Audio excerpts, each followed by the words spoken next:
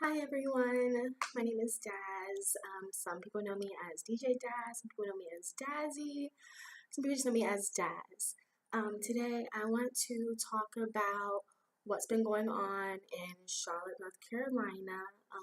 I'm from there. I was actually born in Spartanburg, South Carolina, but I moved to Charlotte in '99, and I actually just left there last year to move to another path of my life. And so you do the math, been there for a while, so pretty much I'm a native of Charlotte, North Carolina. And I basically just want to, like I said, give my thoughts and reactions to what's been going on, and also share some information that I received from people that have been out in these protests. Because the media, as we all know, um, since they are owned by bigger people and they basically have become multinational corporations, they like to skew information, not give us all of the facts. And someone that has done radio, want to keep pursuing radio later on, and just being in entertainment and journalism. I want to give you the truth because real journalism is dead, and I definitely just want to be that voice that make sure everyone knows what exactly is going on.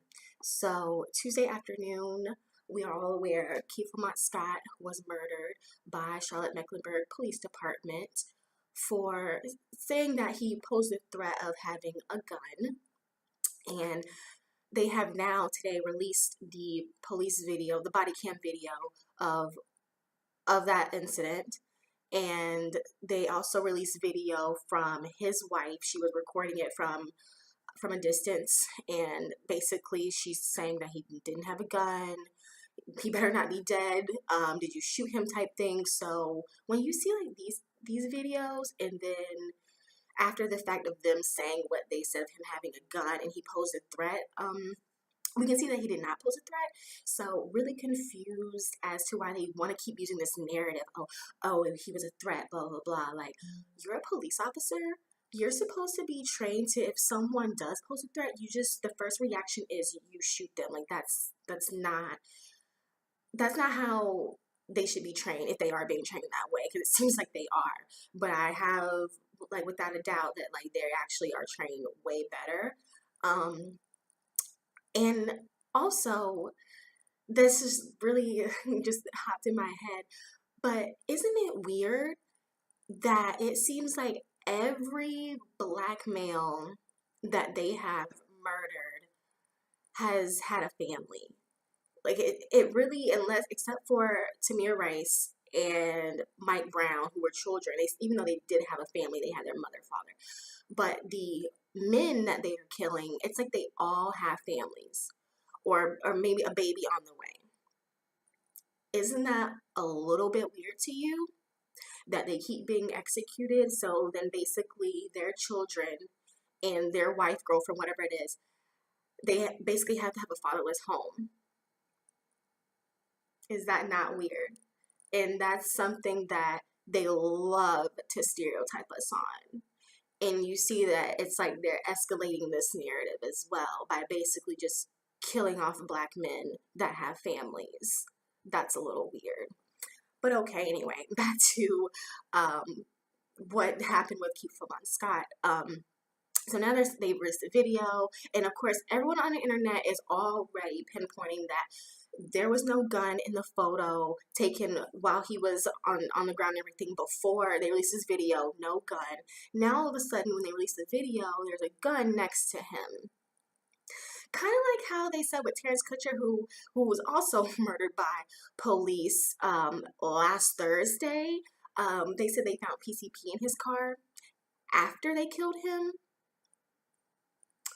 Even if he was a PCP user, and if it was found in his car, which I do not believe, that doesn't matter. You didn't pull him over because you saw him using PCP or any other drug, or that he was driving reckless or anything. No. He approached you guys because he was on the side of the street needing help because his car broke down.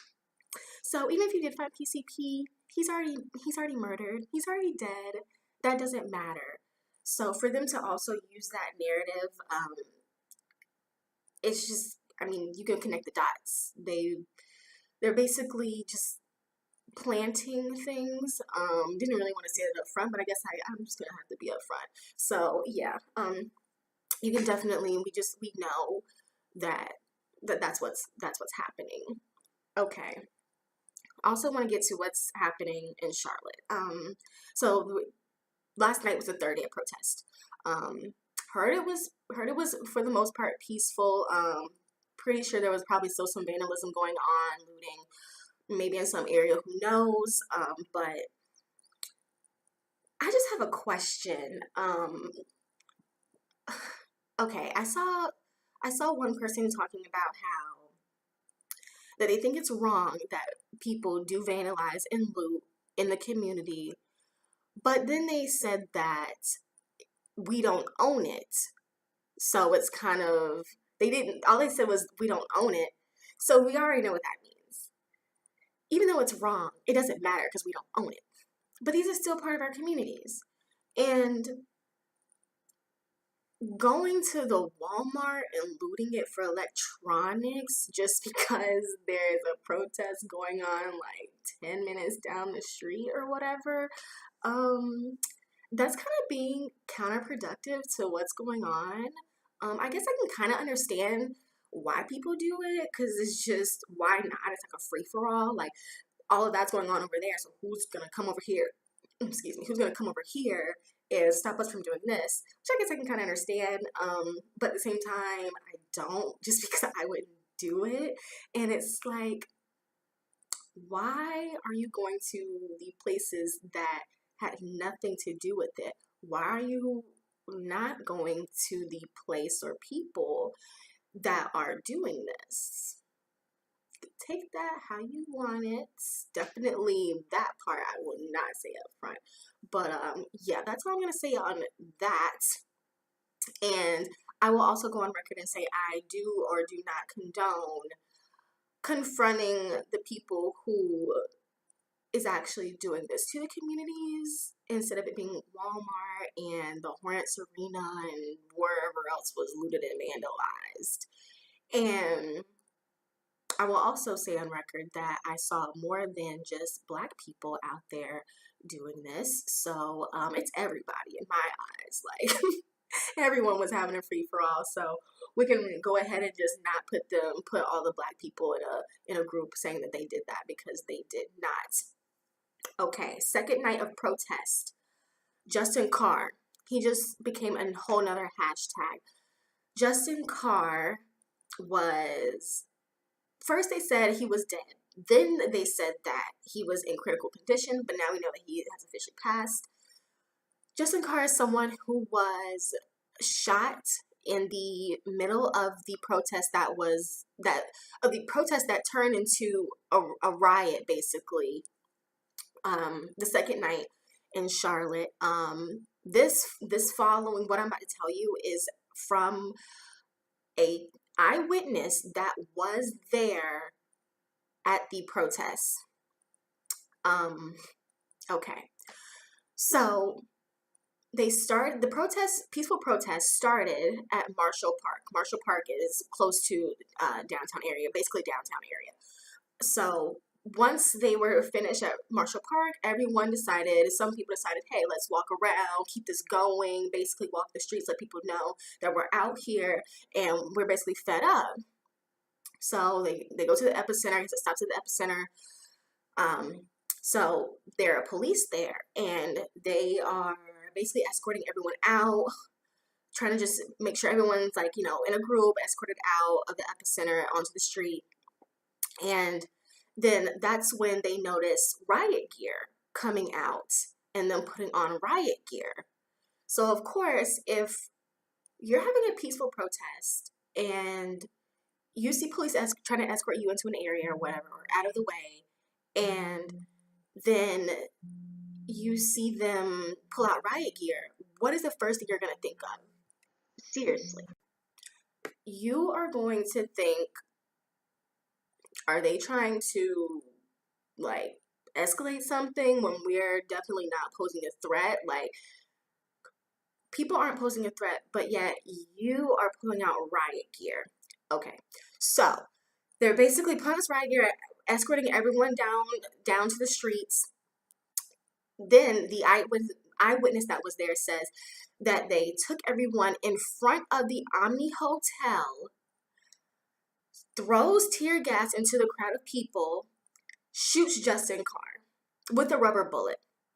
Citizens, we don't have rubber bullets, okay? And if we do, why would we have them at a peaceful protest? There were no weapons there. No one had any weapons except for the police that were there in their all of a sudden riot gear. But yet, I read articles and saw on, like, the sites of news stations and everything like that, saying that the police were there trying to protect the Omni Hotel, and another protester came and shot Justin Carr, I guess out of like rage or revenge or whatever, whatever they were trying to use for the justification of him being shot. But this isn't, not even this is one person. This one person told me exactly what happened. But then I go on Twitter and I see everyone else talking about how it was the police. Then one girl bravely put up on her Twitter that her dad works for CMPD, and he also told her that it was a police that shot Justin Carr. So why would she do that? Why would she put that up? So who are we really going to believe? If we have this girl who's saying her dad worked for the department, telling her this, she tells Twitter, I have my eyewitness. Other several people saying this that were there, that it was the police. I mean, really, it has to come a point where it's like, okay, like, can you just stop? Like, we have people that were there. Like, voices of people are so much stronger than what is going on, and that's why what's going on in the media, like what they're trying to portray. And that's why I also wanted to make this video, because even though Twitter reaches a lot of people, that's still just one section, and we need like this story and like this narrative like spread so people can really know what is going on in Charlotte. The National Guard is there. They're in a state of emergency. They have a curfew now.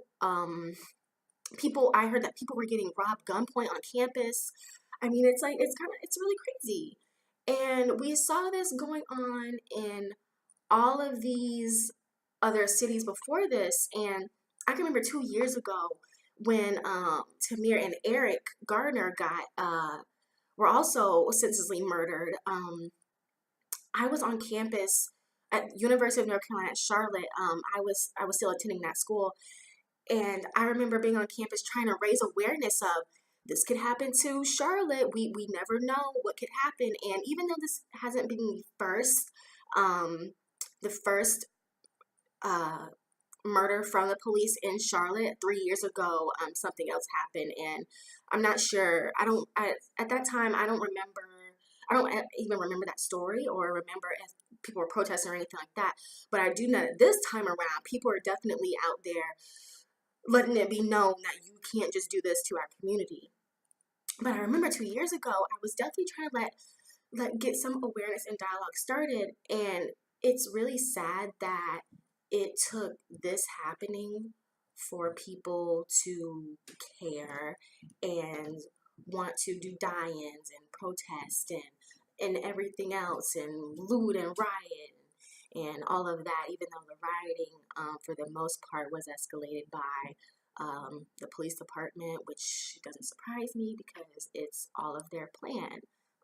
Everything that is happening is a part of a bigger plan. It's so close to the election. They barely even have gas right now in North Carolina, and even other states. So that's also making people like at a higher level. So if anything happens, they just, people are like under like a lot of pressure and stress. And what is going on is so essential to this election, because we have people like Trump saying, I'm going to implement a bigger stop and frisk policy, and all of these things, and I can help Black people and the community and blah, blah, blah. So then we have all these things going on, and it has people kind of like, maybe I should vote Trump because he's saying all these things, and look at all that's what's happening. We need him. Or maybe people say we need Clinton, whoever.